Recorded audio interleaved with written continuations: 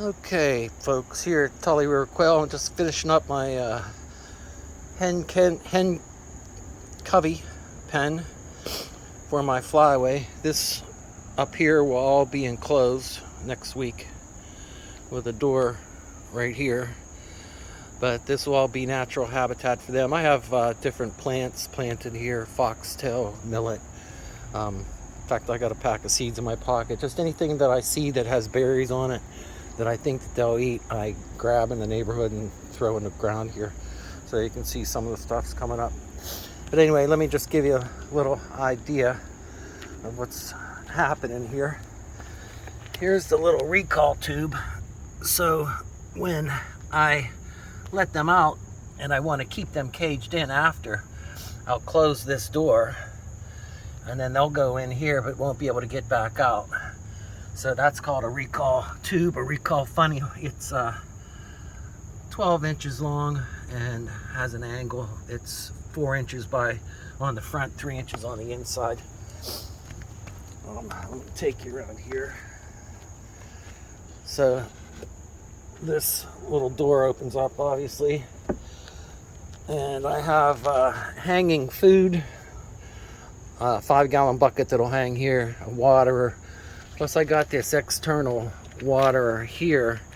This is going to go to a Y, and I'll show you about that. But that will feed that drinker tube. And you can see at the very end there that I have a little knob at the end that I can bleed the valve so that that's filled totally with water instead of having bubbles and stuff in it. But I tried to keep it as natural as possible using, whatever Frank Lloyd Wright design I could do. But here you can see the recall funnel. It's a little over 3 inches because these are jumbo quail back here.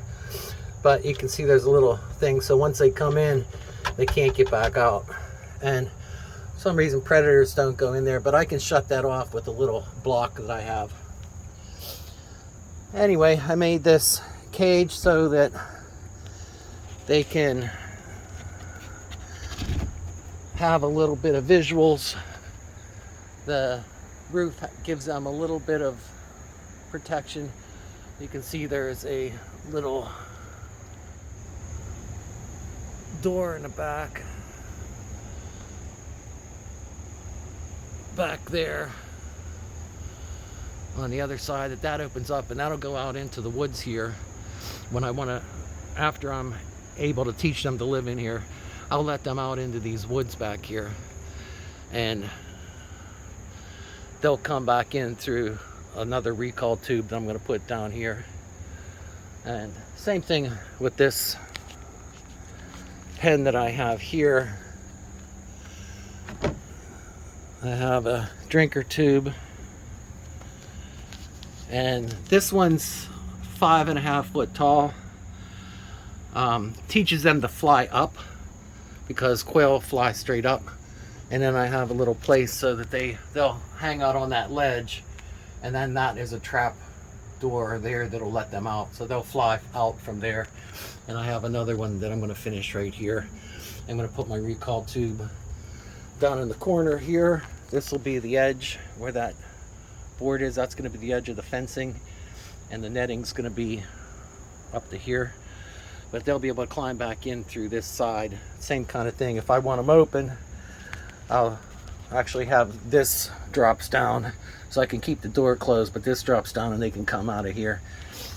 This whole area that I'm standing in is going to be sand. You can see I have one bag there. I have 5 other bags, but they like to scratch around in sand with a little bit of diatomaceous earth, and it helps keeps the mites down and bugs. So they'll come out and play in the play box here, and this all will drain nicely on top of this boulder that I have. I have a hose that's going to connect to that drinker tube, and it'll come over here along here and connect to a Y valve here, and then the main feed goes up to that bucket, and in that bucket's going to have a lid on it, and it's going to have a float valve in there. So at the very top, it'll allow water to come in from a source that I have. I'll have a bigger bucket, actually a 55-gallon drum right there at the corner, that I'll be able to fill from a garden hose. That'll be a 50-gallon, 55-gallon water source that'll keep this bucket constantly filled. And then that bucket will use this hose here to feed this Y, and pretty much should be able to I don't know, drink for a year with that. But I'm going to circulate this water so that it doesn't get stagnant, but they go through a good amount of water.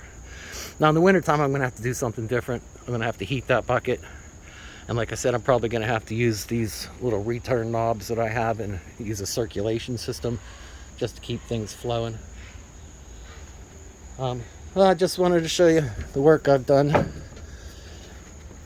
here. And like I said, I just finished this up, so I'm pretty happy with it. As soon as I put this cage front on the bottom here, and I'm ready to put birds in, and they're big enough that they need to get in here anyway. But okay guys, there it is, the Tully River Quail, the Glen project. Stay safe.